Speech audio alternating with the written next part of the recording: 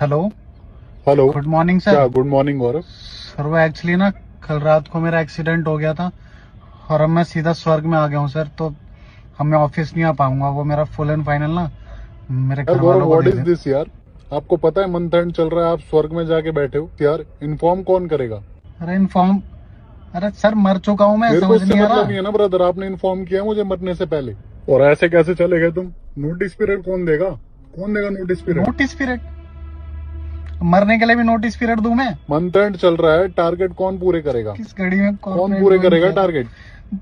अरे sir, I back to say that I am dead. समझ नहीं आ रही क्या? ये वर्बली नहीं चलेगा मेरे साथ। आई बैक टू से दैट। मेरे को प्रॉपर मेल करो, मेल। उसके बाद मैं सोचूंगा, then I will accept your resignation. Caught it. तुम्हारा मरने का कोई ऑप्शन है क्या?